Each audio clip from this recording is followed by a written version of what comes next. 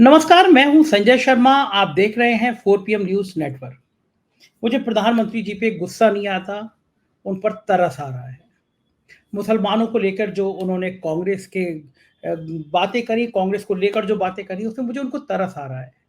आप भी प्रधानमंत्री होते तो मुझे आप पर भी तरस आ रहा होता। आप बिल्कुल आत्मविश्वास से भरे होते कि चुनाव तो मैं जीत गया और पहले चरण के बाद ही आपको तस्वीर दिखने लगती कि मामला गड़बड़ा गया। अगर आपको 10 सालों में पहली बार नागपुर जाकर रात में रुकना पड़े, गिड़गिड़ाना पड़े, तो नेचुरली आपको कहीं न कहीं परेशानी होगी, तकलीफ होगी। आप 15 दिन पहले तक भ्रष्टाचार को सबसे बड़ा मुद्दा बना रहे थे, लेकिन पहले चरण के मतदान के बाद आपको समझ आया कि नहीं, सबसे बड़ा मुद्दा तो मुसलमानों को गाली देना है। अगर हिंदू मुसलमान नहीं किया तो चुनाव गया हाथ से। तो प्रधानमंत्री जी ने उस चुनाव को सँभालने के लिए मुसलमान, मुसलमान, मुसलमान किया। लेकिन कांग्रेस ने इस बार गेम में नहीं फंसी। उन्होंने उस मुद्दे पे आगे विमर्श करने ही नहीं दिया और 24 घंटे में इस मुद्दे की हवा निकलती हुई दिखाई दी। उत्तर प्रदेश में योगी सरकार के कैबिनेट मिनिस्टर हैं संजय निषाद, मेरे मित्र भी हैं। उन्होंने बयान दिया था कि भगवान राम राजा दशरथ के पुत्र नहीं थे। अब आप सोचिए, भगवान राम के प्रति जो इतना अपमानजनक बयान जिस आदमी ने दिया हो, ये कहा कि वो तो एक ऋषि थे, उनके पुत्र थे राम, दशरथ के पुत्र नहीं थे। ये नई व्याख्या उन्होंने निकाल दी भगवान के प्रति। कोई विपक्ष का नेता अगर इस तरह का बयान देता तो भारतीय जनता पार्टी उसका जीना मुहार कर देती। जगह-जगह इस पे एफआईआर हो जाती, उस पर राजनीति खत्म हो जाती। लेकिन ये भारतीय जनता पार्टी है, उसने संजय निषाद जी को मंत्री बना दिया। अब संजय निषाद जी लोगों के निशाने पे तो रहते ही हैं। एक जगह गए और निरी सिक्योरिटी उनके संग रहती है, तब भी लोग इतने गुस्से में थे, उनकी पिटाई कर दी। ये फ़ोटो देखिए संजय निषाद जी का, मुझे बड़ा तरस आ रहा है संजय निषाद जी का ये फ़ोटो देखकर। उत्तर प्रदेश के कई जगह से हरियाणा की तरह भारतीय जनता पार्टी के नेताओं को गरियाने की, उनको भगाने की खबरें आ रही हैं। तो ऐसे में प्रधानमंत्री अगर विचलित होकर इस तरह का बयान ना दें तो क्या करें? योगी आदित्यनाथ जी भी आज मुसलमान वाली शैली पे आगे आ गए। उन्होंने कहा कि विपक्ष को घर बढ़ा दीजिए, ये माफियाओं की मज़ारों पर फतिहा पढ़ाने जाएँ। इशारा उनको था कि मुख्तार अंसारी के घर पे अखिलेश यादव गए। इशारा था मुख्तार अंसारी को लेके कि माफियाओं के यहाँ फतिहा पढ़ते रहें 5 साल तक। लेकिन जनता मूर्ख थोड़ी ना है। जनता पलटकर सोशल मीडिया पर सवाल पूछ रही है कि मुख्तार अंसारी का बेटा तो आपका सहयोगी दल का विधायक है। आप चौंक गए ना? मुख्तार अंसारी का बेटा विधायक है और वो एनडीए का हिस्सा है, मतलब मोदी जी वाले एनडीए का हिस्सा है, मतलब योगी आदित्यनाथ का सहयोगी है। तो फातिहा कौन पढ़ रहा है? फातिहा तो अपने सहयोगी दल के विधायक पे भाजपा नेताओं को पढ़ना है, क्योंकि मुख्तार अंसारी उनके सहयोगी विधायक के पिता थे। लेकिन इस तरह की हिंदू मुसलमान की बातें करके आपको बरगलाया जाता है, आपको गुमराह किया जाता है और ये चुनाव तो सच में फँस गया। अभय द्विवेदी जी भी यही कह रहे हैं। जाने-माने पत्रकार जिनको आप एबीपी में रोज़ देखते हैं, बहुत अच्छी जानकारी रखते हैं तमाम सामाजिक राजनीतिक मुद्दों पर। आप देखते रहते हैं, मैं उनसे बातचीत करता हूँ और मैंने ये सारी बातें उनसे करी हैं। बहुत शानदार बातचीत है, पूरा देखिएगा, चैनल को जॉइन कीजिएगा, सब्सक्राइब करिएगा। चलते हैं अभय द्विवेदी जी के पास। 4 PM न्यूज़ नेटवर्क में स्वागत है अभय द्विवेदी जी आपका। ये प्रधानमंत्री जी को अचानक क्या हो गया? अच्छा भला पिछले 1 साल से वो मुसलमानों को पटाने की कोशिश कर रहे थे। कहते थे मैंने तुम्हारा 3 तलाक का हल कर दिया मसला, पसमानदा समाज मेरा, वो अलग-अलग जाके खाड़ी के देशों में वो मस्जिदों में भी जा रहे थे, शिखों से भी मिल रहे थे। लेकिन ये पहले चरण का मतदान क्या हुआ अचानक वो इतना गंदा-सा बयान मुसलमानों को लेकर? क्या लगता है आपको कि ये क्यों ऐसा हड़बड़ाए होंगे प्रधानमंत्री जी? भाई बुरी तरह विचलित हो गए हैं। पहले चरण के मतदान की जो रिपोर्ट मिली है भाजपा आला कमान को, जैसा कि हमें और आपको पता ही है, जब पहले चरण के मतदान की शाम हो चुकी थी, उसके बाद जगत प्रकाश नड्डा, नरेंद्र मोदी और अमित शाह के बीच में एक बैठक हुई। उसमें कुछ और महारथी भी शामिल थे भाजपा के, और उससे बिल्कुल उस बैठक में यही चिंता व्यक्त की गई कि भाई अब क्या होगा, क्योंकि जो जिस तरह का उन्होंने सोचा था उस तरीके का तो हुआ नहीं। उत्तर प्रदेश की 8 सीटों में पीलीभीत को छोड़कर ये भाजपा के लोगों का ही अपना आकलन है, जो कि अधिकृत रूप से नहीं होता है, लेकिन हम सब लोग उसको जानते हैं कि पीलीभीत को छोड़कर कोई भी ऐसी सीट नहीं है जिसके बारे में भारतीय जनता पार्टी विश्वास के साथ कह सके कि वो चुनाव जीत रही है। मायावती से उम्मीद थी कि वो भाजपा का खेल खेलेगी, मायावती भी भाजपा का खेल नहीं खेल रही है। और तमिलनाडु में जो उम्मीद थी कि वहां कुछ मिलेगा, तमिलनाडु में भी कुछ भी नहीं प्राप्त हो रहा है। तो अब ये जो बहुत बड़ा भाजपा पहले चुनाव के पहले चरण के मतदान के बाद में भाजपा ने स्वयं को बहुत संकट में महसूस किया है और 4 PM के मंच पर और दूसरे मंचों पर मैं बार बार इस बात को कहता रहा हूं कि भाजपा जैसे ही चुनावी संकट में अपने आप को फंसा हुआ देखती है, तुरंत वो नंगा सांप्रदायिक खेल खेलना शुरू कर देती है। लेकिन दुर्भाग्य ये है, रिकॉर्ड ये बताता है कि जब जब जिस चुनाव में भाजपा ने चुनाव मुहिम के दौरान नंगा सांप्रदायिक खेल खेला है, मुसलमानों के खिलाफ घृणा फैलाई है और उसके मुकाबले हिंदुओं की प्रतिक्रिया मूलक गोलबंदी को अपना लक्ष्य बनाया है, वैसे ही होता यह है कि भारतीय जनता पार्टी का चुनावी ग्राफ नीचे चला जाता है। ये काम उन्होंने 2015 में बिहार चुनाव में किया था, जब नीतीश और लालू का गठजोड़ था और अमित शाह खुद मौर्या में बैठे हुए चुनाव लड़वा रहे थे पूरे भाजपा बिहार के चुनाव में। उस वक्त अमित शाह ने खुद ही कहा था कि अगर ये लोग चुनाव जीते तो वहां पाकिस्तान में पटाखे फूटेंगे। नतीजा क्या हुआ? भारतीय जनता पार्टी चुनाव हार गई। उसके बाद 2020 के दिल्ली विधानसभा के चुनाव में अनुराग ठाकुर ने, प्रवेश वर्मा ने और तमाम लोगों ने और मिलकर क्या किया? उन्होंने कहा कि गोली मारो सालों को और इन लोगों को वोट देने का मतलब, आम आदमी पार्टी को वोट देने का मतलब है कि आपकी हिंदुओं की बहुओं बेटियों को घर से खींच दिया जाएगा, घर में घुस के बलात्कार होगा। नतीजा क्या हुआ? भाजपा की 8 सीटें आई और भाजपा बुरी तरीके से दिल्ली में दूसरी बार आम आदमी पार्टी के मुकाबले चुनाव हार गई। वैसे उसका ये छठवीं पराजय थी लगातार। 3 चुनाव वो उनसे हार चुकी थी, शीला दीक्षित से हार चुकी थी और ये तीसरा चुनाव लगातार आम आदमी पार्टी से भारतीय जनता पार्टी हारी। उसके बाद में कर्नाटक के चुनाव में नरेंद्र मोदी ने चुनाव मुहिम की शुरू में ही जय बजरंग बली के नारे मन से लगाने शुरू कर दिए, खुद लगाए। क्या नतीजा निकला? भारतीय जनता पार्टी चुनाव हार गई। जब भी भारतीय जनता पार्टी ऐसा करती है तब तब उसका चुनावी ग्राफ नीचे की तरफ जाता है। पहली बार पिछले 10 साल के अंदर लोकसभा चुनाव में पहली बार मैंने नरेंद्र मोदी को विचलित देखा है। भाई, इस चुनाव से ठीक पहले वो क्या कर रहे थे? भ्रष्टाचार को प्रमुख मुद्दा बना रहे थे। उनका कहना था भ्रष्टाचार हमारा प्रमुख मुद्दा है और सारी दिल्ली में बड़े बड़े होर्डिंग लगे हुए हैं कि वो कहते हैं भ्रष्टाचारियों को बचाइए, नरेंद्र मोदी जी भ्रष्टाचारियों को गिरफ्तार कर रहे हैं। मोदी जी की बड़ी दृढ़ मुद्रा, मुख मुद्रा बनाई हुई तस्वीर उसके अंदर छपी हुई है उनके अंदर। अब क्या होगा? क्या वो होर्डिंग बदले जाएंगे? अब मोदी जी के भाषणों से भ्रष्टाचार का मुद्दा पूरी तरीके से समाप्त हो चुका है। पहले उन्होंने कांग्रेस के घोषणा पत्र को मुस्लिम लीग की घोषणा पत्र ठहराया और अब वो साफ साफ कांग्रेस को मुसलमानों का एजेंट करार दे रहे हैं। एक तो इस प्रक्रिया में क्या हो रहा है कि वो कांग्रेस के घोषणा पत्र की तरफ लोगों का ध्यान खींच रहे हैं, खासतौर से उस मतदाता का ध्यान खींच रहे हैं जो कि फेंस पर बैठा हुआ है, यानी जो मध्यवर्ती मतदाता है, इंटरमीडिएरी वोटर है। वो ध्यान से आखिर में निर्णय लेता है किधर जाना है। वो मतदाता जरूर इस कांग्रेस घोषणा पत्र में देखने की कोशिश करेगा कि उसमें कहाँ लिखा हुआ है कि माओ बहनों के मंगलसूत्र छीने जाएंगे और हिंदुओं का गोल्ड सोना जो है वो और आदिवासियों की चांदी निकाल कर मुसलमानों के बीच में बांट दी जाएगी। कहाँ लिखा हुआ है उसके अंदर? तो ये सब जो नरेंद्र मोदी कर रहे हैं और आदित्यनाथ जी तो बहुत हमेशा करते रहे हैं, नरेंद्र मोदी भी करते रहे हैं, लेकिन पहले भारतीय जनता पार्टी की चुनावी मुहिम में जो सांप्रदायिक पहलू होते थे वो एक तरह से एक अंतरधारा के रूप में मौजूद रहते थे। खासतौर से मैं लोकसभा चुनाव के संदर्भ में कह रहा हूँ, विधानसभा में तो उन्होंने कई बार किया, मैंने उदाहरण भी दिया आपको, लेकिन लोकसभा में अंतरधारा के रूप में मौजूद रहते थे। इस बार खुल के वो पूरी बात इतनी सामने आ गई है और पहले चरण के मतदान के बाद ही सामने आ गई है। देखिए, दूसरे चरण के मतदान में 42 सीटें भारतीय जनता पार्टी की दांव पे, जहां दूसरे चरण का मतदान होगा उसमें 42 सीटें एनडीए के पास यानी भारतीय जनता पार्टी के पास है। तो बहुत बड़ा दांव लगा हुआ है। अगर इन 42 सीटों पर भी 26 तारीख को दूसरे चरण का वोट पड़ेगा, अगर वहां भी भारतीय जनता पार्टी को आश्वस्तिकारक रिपोर्ट नहीं मिली तो आप देखेंगे नरेंद्र मोदी फिर से मुद्दा बदलेंगे।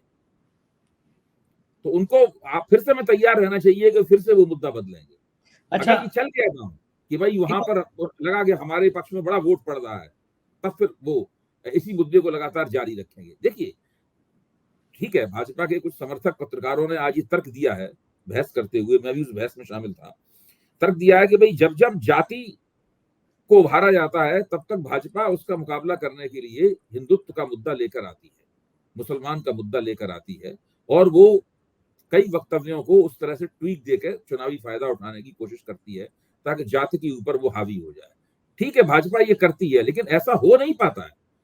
हिंदुत्व का मुद्दा जाति के ऊपर कभी हावी नहीं हो पाया। बाबरी मस्जिद तोड़ी थी इन्होंने 6 दिसंबर 1992 को, जब 93 में कुछ महीने बाद चुनाव हुए तो क्या हुआ? हिंदू विजय दिवस जाति के ऊपर हावी नहीं हो पाया। सपा और बसपा ने मिलकर भारतीय जनता पार्टी को बहुमत नहीं मिलने दिया। वो एक ऐतिहासिक चुनाव था। तो मैं कह रहा हूं कि ये जो भारतीय जनता पार्टी कोशिश कर रही है, कोशिश जरूर कर रही है, लेकिन मुझे पक्का यकीन है कि ये कोशिश कामयाब नहीं होगी। थोड़ा समाज में और जहर पैदा करेंगे और घृणा के बीज बोएंगे, इसके अलावा और कुछ नहीं कर पाएंगे। देखिए, जितना हिंदू मुसलमान भाजपा कर सकती थी, राष्ट्रीय समूह कर सकता था, वो हो चुका है। अब उसमें और ज्यादा कोई जोड़ नहीं सकता है। ये तो केवल कोशिश यही है कि हमारा जो वोट था 2019 का, वो केवल हमारे पास वापस आ जाए। अच्छा, हर एक चुनाव दूसरे चुनाव जैसा तो होता नहीं है। 2019 का चुनाव 2014 ऐसा नहीं था, 2014 का चुनाव 2009 जैसा नहीं था, तो अब 2024 का चुनाव 2019 से ऐसा कैसा हो जाएगा? कैसे हो जाएगा? बिल्कुल सही बात है। हर चुनाव में अलग अलग परिस्थितियां होती हैं, और नरेंद्र मोदी इतने तजुर्बेकार नेता हैं, अमित शाह इतने होशियार आदमी हैं। मैं दोनों की रणनीतिक कुशलता की, जुझारू क्षमता की तारीफ करता हूँ। इसमें मुझे कोई संकोच नहीं है। मेहनती बहुत हैं, लगातार लगे रहते हैं, लेकिन इस बार उनकी समझ में नहीं आ रहा है कि क्या करें। क्योंकि देखिए, जब मैं ये कहता हूं कि मुद्दा विहीन चुनाव नहीं है, ये गलत है बात कहना। मुद्दे हैं मौजूद। जितने सर्वे में देखता हूं, सब में महंगाई और बेरोजगारी का 50 से 55% का दावा आता है। जज्बाती मुद्दा नहीं हावी है। जज्बाती मुद्दा है, लेकिन जज्बाती मुद्दा नहीं हावी है। एक जज्बाती मुद्दा कहीं से ये खोज निकालना चाहते हैं, वही ये करने की कोशिश हो रही है कि आपका सोना छीन लिया जाएगा। देखिए, ये सब लोग, इनका समर्थक वर्ग भी सोच रहा होगा कि ये क्या कर रहे हैं। यहाँ तक कि जो लोग पक्ष में बोलते थे, वो भी कह रहे हैं कि हाँ, कोशिश तो कर रहे हैं, पता नहीं होगा कि नहीं होगा। उन्हें भी यकीन नहीं है कि ऐसा हो जाएगा। एकदम पब्लिक पगला जाएगी और सारे अपने, अब देखिए, पूरा पश्चिमी उत्तर प्रदेश जो ठाकुरों का प्रश्न है, त्यागियों का प्रश्न है, सैनियों का प्रश्न है, गुजरों का प्रश्न है, ये सारे सवाल सामने हैं। अब देखिए, सभी पार्टियों ने, नेताओं ने अपनी अपनी बिसात बिछाई है। बिसात बिछाना केवल भाजपा को ही नहीं आता है, मायावती ने भी बिसात बिछाई है। मायावती की बिसात बड़ी अजीब सी है। तो कहीं से वो उनकी पूरी कोशिश है कि किसी ना किसी तरीके से हमारे ऊपर जो बीजेपी की बी टीम होने का टप्पा लग गया है, इससे हमको छुटकारा प्राप्त हो। तो उनके जो उत्तराधिकारी हैं आकाश आनंद, वो जगह जगह यही वक्तव्य देते हुए घूम रहे हैं कि हम कोई बीजेपी की बी टीम नहीं है।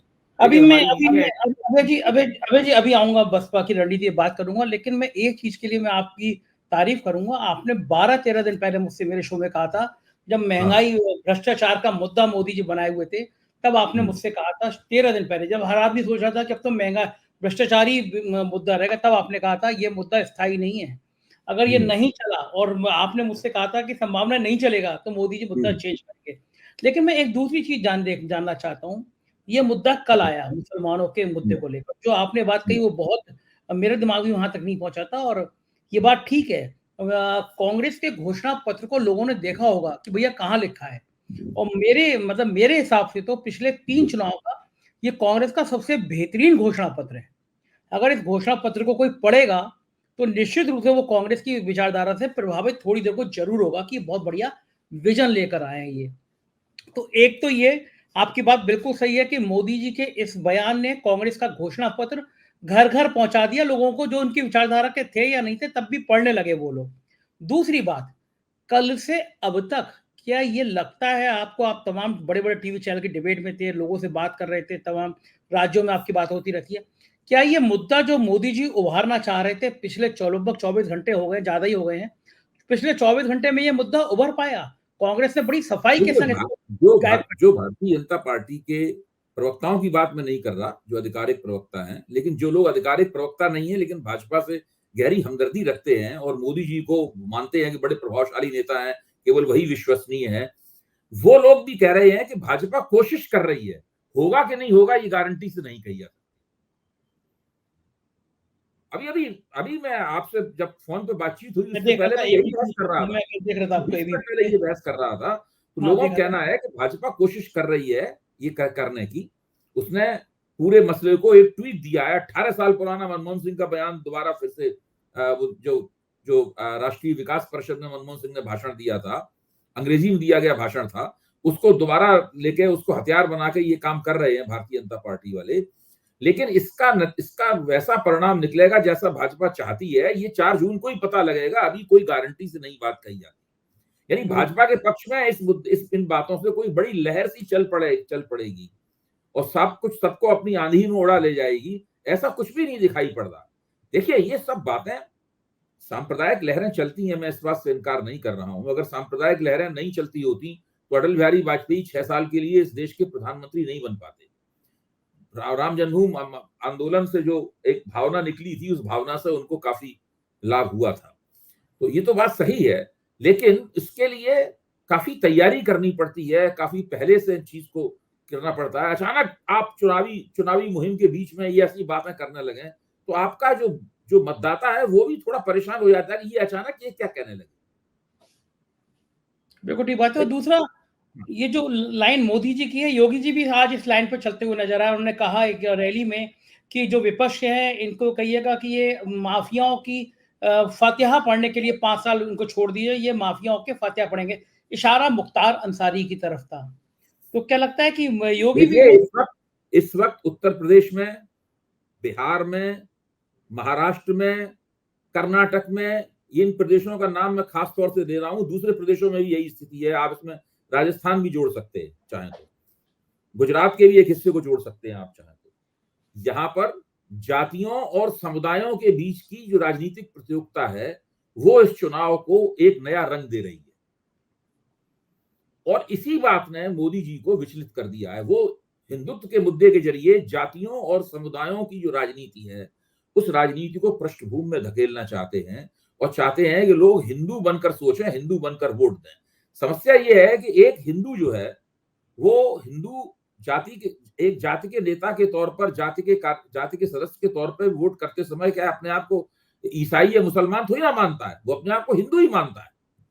यहां तो सवाल ये है कि 10 साल से मोदी जी हुकूमत कर रहे हैं, उन्होंने कुछ लोगों को टिकट दिए, उन्होंने सब जगह टिकट बांटे, तो 10 साल हुकूमत कर लेने के बाद में जो जातियां हैं जो भाजपा को अभी तक समर्थन देती रही हैं, वो ये चाहती हैं कि अब तीसरी बार वो बाई प्रॉक्सी वोट नहीं देंगी। वो देखेंगी कि उनकी जात की नुमाइंदगी कितनी हुई है। अब देखिए, मोदी जी ने जहां ब्राह्मणों का टिकट काटा वहां ब्राह्मण को ही दे दिया टिकट, बनियों का टिकट काटा वहां बनियों को दे दिया, लेकिन ठाकुरों का टिकट काटा तो ठाकुर को क्यों नहीं दिया? सही बात है। हाँ, ठाकुर पूछ रही है बात तो। हाँ, अब पूरे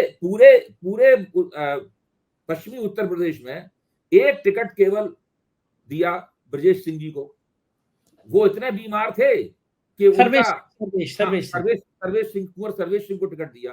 वो इतने बीमार थे कि जिस दिन टिकट दिया उस दिन भी अस्पताल में भर्ती थे। किसी तरह आके उन्होंने अपना पर्चा भरा, केवल 2 रैलियों में वो प्रकट हुए, उसके बाद में लगातार अस्पताल में रहे। उनका बड़ा बेटा ही पूरे चुनाव का कामकाज देखता रहा, और वो मंच पर जाने की भी उनकी स्थिति नहीं थी।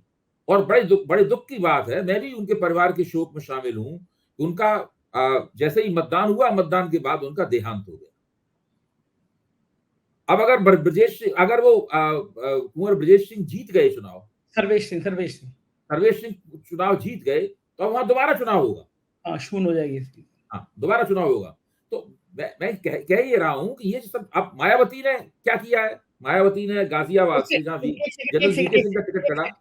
एक सेकंड की चीज में पूछूंगा मैं आपको, फिर मायावती पे आऊंगा। मैं योगी जी के बयान पे कह रहा था, मुख्तार अंसारी को बिना नाम लिए कह रहे हैं कि माफियाओं की मजार पे फातिहा पड़ेंगे विपक्ष के लोग, लेकिन मुख्तार अंसारी का बेटा तो एनडीए का हिस्सा है, एनडीए का विधायक है। आप ठीक कह रहे हैं, मैं ये बात कहने ही वाला था। सब लोग जानते हैं कि वो ओम प्रकाश राजभर की पार्टी में है, सुहेलदेव पार्टी में है। और ये प्रश्न आदित्यनाथ जी की सरकार के ऊपर बहुत भारी तरीके से लंबे अरसे से लटका हुआ है। देखिए, ये सब नहीं चलेगा। मैं अगर मुझे थोड़ा बहुत भी राजनीति को समझने का तजुर्बा है तो ये नहीं चलेगा। ये काम मोदी जी को पहले करना चाहिए। अगर मोदी जी को यही सब करना था तो इसकी उन्हें 6 महीने से भूमिका बनानी चाहिए कि वो इस चुनाव में तलवार लेकर निकलेंगे और मुसलमानों का संहार करने की अपील करेंगे। और विपक्ष को अभी तक भ्रष्ट कहते थे, अब मुसलमानों का एजेंट कह रहे हैं। आप सोचिए ना ये क्या हो रहा है। देखिए, इससे इनका समर्थन, और सबसे बड़ी बात यह है कि जब मोदी जी कह रहे हैं कि सब कुछ मैं कर रहा हूं, सारी सत्ता का स्रोत मैं हूं, मैं ही टिकट बांटूंगा, मेरे नाम पे ही वोट पड़ेंगे, हर व्यक्ति मेरे नाम पे वोट मांगेगा, आप वोट डालेंगे वो सीधा मुझे मिलेगा, हर जगह मैं जनता के हित के लिए खड़ा हुआ हूं। तो वो एक सर्वशक्तिमान ईश्वर की तरह अपने आप को पेश कर रहे हैं राष्ट्रीय मंच के ऊपर। तो भारतीय जनता पार्टी का कार्यकर्ता कह रहा है कि भाई, ये तो जब ईश्वर हमारे पक्ष में चुनाव लड़ रहा है तो हम तो भक्त हैं, हम तो अपनी जगह पे बैठ के भजन कीर्तन करेंगे, हम लेगवर्क क्यों करें? सही बात है, क्यों करेंगे? हाँ, इसीलिए इन जो 8 सीटों के ऊपर चुनाव हुआ है, इसमें आपको भारतीय जनता पार्टी की जो कार्यकर्ता मशीनरी है, पन्ना प्रमुख वाली या जो भी आप उसको नाम दें, अमित शाह ने बड़े बड़े उन्हें दिलचस्प किस्म के नाम दिए हैं, और बूथ प्रमुख, पन्ना प्रमुख, तो वो उस तरह से सक्रिय नजर नहीं आई। इस चीज ने बहुत बड़ा झटका दिया है इन लोगों को भाई। हाँ, तभी ये संतुलन गड़बड़ा है। लेकिन एक बात बताइए, इस जगह पे उत्तर प्रदेश में मायावती ने भी बड़ा चौंकाया है। लोग कह रहे थे बीजेपी की बी टीम, तो आपके हिसाब से मायावती ने खेल क्या किया इस बार? देखिए, मायावती तो अपनी जिंदगी की तकरीबन आखिरी लड़ाई करो मरो की लड़ रही है। अगर उनका वही हश्र हुआ जो कि विधानसभा के चुनाव में हुआ था, उसमें उन्हें 13% वोट मिला था और 1 सीट प्राप्त हुई, अगर वैसा ही हश्र हुआ जो अभी सर्वेक्षणों ने बताया है कि उनको 5 या 6% या 7% वोट मिलेंगे और कोई सीट नहीं मिलेगी, तो मायावती की राजनीति इस लोकसभा चुनाव के बाद खत्म हो जाएगी। और कहीं नगीना में चंद्रशेखर रावण ने चुनाव जीत लिया, अगर नगीना में चंद्रशेखर रावण ने चुनाव जीत लिया या उनका चुनाव नहीं भी जीता लेकिन परिणाम बहुत अच्छा रहा, तो जो दलित ब्यूरोक्रेसी है उसका ध्यान चंद्रशेखर यादव की ऊपर टिक जाएगा। क्योंकि चंद्रशेखर रावण के ऊपर टिक जाएगा, क्योंकि वो मायावती का विकल्प खोजने लगेंगे। वो मायावती के लिए खतरे की घंटी है बहुत। तो इस चुनाव में मायावती को कुछ करके दिखाना है, और इसके लिए उसी हिसाब से उन्होंने अपने उम्मीदवार खड़े किए। अगर आप उनके उम्मीदवारों को देखें जिस तरह उन्होंने उत्तर प्रदेश में खड़े किए हैं, तो वो कहीं तो भाजपा को नुकसान पहुंचाते हुए दिखते हैं, कहीं वो समाजवादी पार्टी को नुकसान पहुंचाते हुए दिखते हैं। मायावती कुछ सीटें भी जीतना चाहती हैं और साथ में जहां वो चुनाव हारे हैं वहां भी सम्मानजनक प्रदर्शन, उनके उम्मीदवार सम्मानजनक प्रदर्शन करते हुए दिखे, उनका जो वोट बैंक, उनका जो वोट प्रतिशत आए वो अच्छा वोट प्रतिशत आए, इस काम में मायावती लगी हुई है। और मैंने तो एक कुछ जमा भी किए हैं सीटों का एक वर्णन, जिसके अंदर मैं गिनाऊं सीटें तो पता लग जाएगा कि कौन सी सीट से मायावती ने किस उम्मीदवार को टिकट दिया है, वो किस बिरादरी या किस धर्म से ताल्लुक रखता है, तो उसी से पता लग जाता है कि वो किसको नुकसान पहुंचाएगा। तो कुछ सीटों के बारे में नहीं कहा जा सकता, लेकिन कुछ सीटों में तो बहुत स्पष्ट रूप से दिखाई पड़ता है कि मायावती ये कर रही हैं। और ये चीज भी भारतीय जनता पार्टी के लिए एक तरह का झटका है। वो भारतीय जनता पार्टी सोच रही थी कि ये हमारा खेल खेलेंगी, जहां मुस्लिम प्रमुखता वाले होंगे वहां पे वो खड़ा कर देंगी मुसलमान कैंडिडेट, तो मुसलमान वोट बढ़ जाएगा और वहां पे कांग्रेस या सपा का जो उम्मीदवार होगा उसको नुकसान होगा।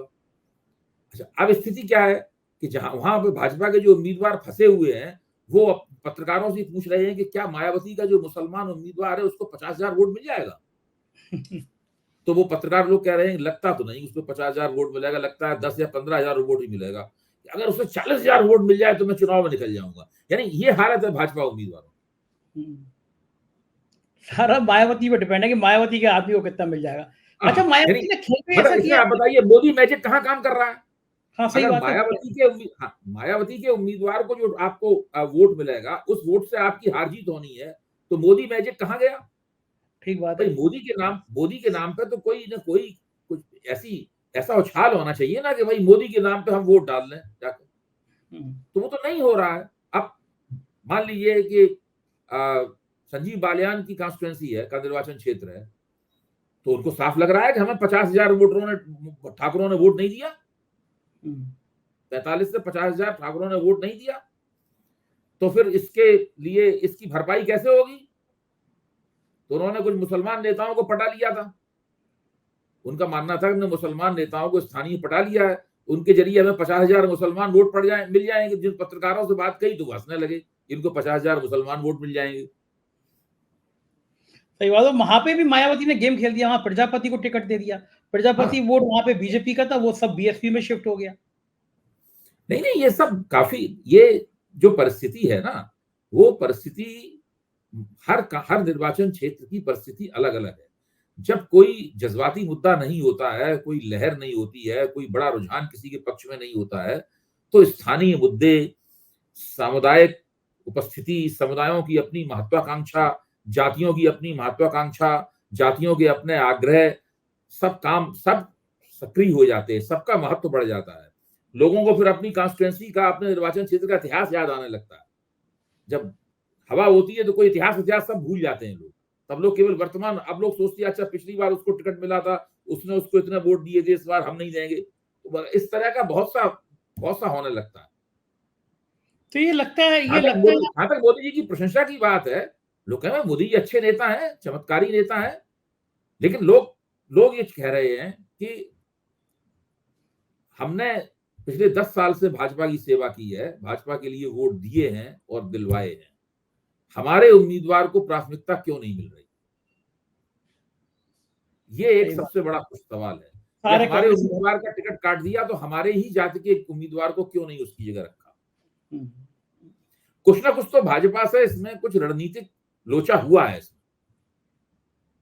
क्या नहीं लगता आपको कि बहुत ओवर कॉन्फिडेंस है? मतलब वो 2004 की तरह देखिए, ऐसा हुआ कि उन्होंने नीतीश कुमार को तोड़ दिया इंडिया गठबंधन से, तो इनको यकीन हो गया कि इंडिया गठबंधन की एकता अब नहीं हो पाएगी।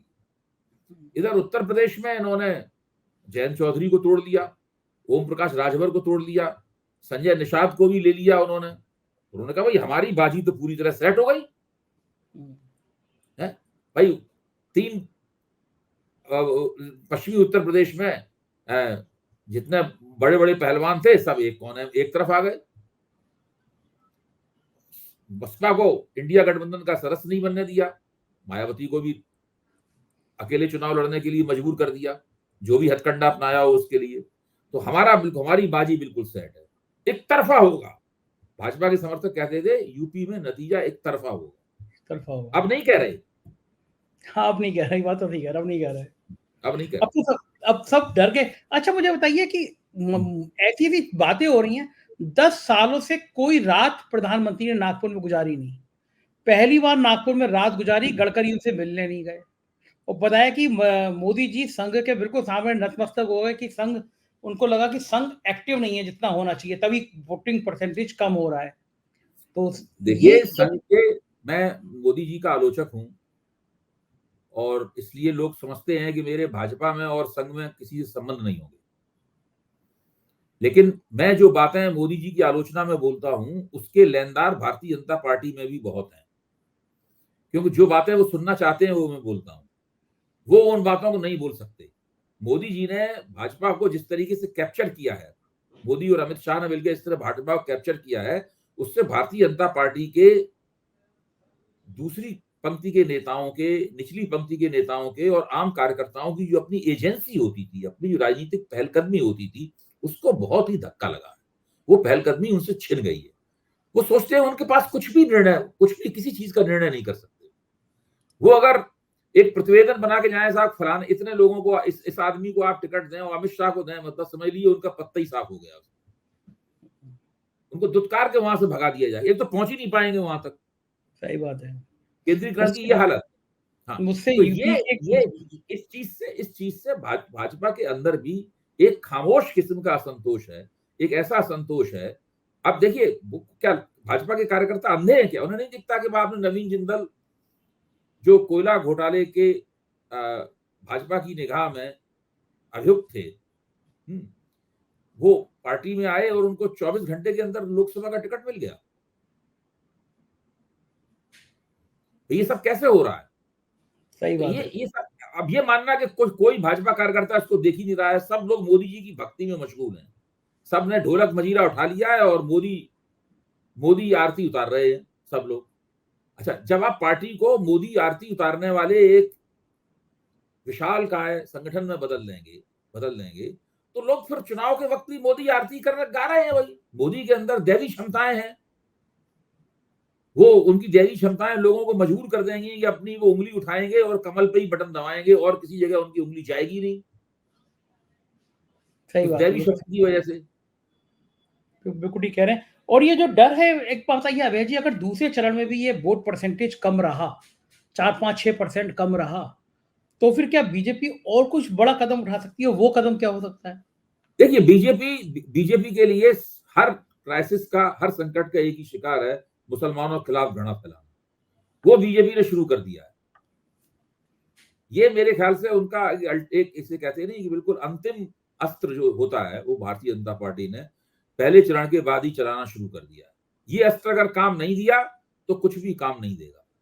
मैं ये नहीं कह रहा हूं कि भारतीय जनता पार्टी की 100 सीटें रह जाएंगी, 150 सीटें जाएंगी। मैं उन समीक्षकों में से नहीं हूं जो इस प्रकार की हवाई बातें करूं। भारतीय जनता पार्टी एक बहुत ही विशाल और शक्तिशाली संगठन है। मोदी जी एक बहुत ही प्रभावशाली नेता हैं। अमित शाह एक काफी दूरंदेशी बड़े रणनीतिकार हैं। इन बातों को स्वीकार करने में कोई और प्रमाण इस बात का भी, इतने चुनाव जीते हैं, 2 बार बहुमत प्राप्त किया है, कोई ना कोई खास बात तो इन लोगों में होगी। मैं भी इनको मानता हूं कि ये लोग कुछ खास तरह के लोग हैं, ये आसान लोग नहीं। इनको चुनाव हराना आसान नहीं है। आसान होता तो अभी तक कांग्रेस सबने मिलकर उनको हरा दिया होता चुनाव। ये लोग न केवल विपक्ष की एकता, अपना चुनाव जीतने के लिए विपक्ष की एकता नहीं होने देते हैं, इस प्रकार के हथकंडों का इस्तेमाल करते हैं। इनमें बड़ी खूबियां हैं इन लोगों में।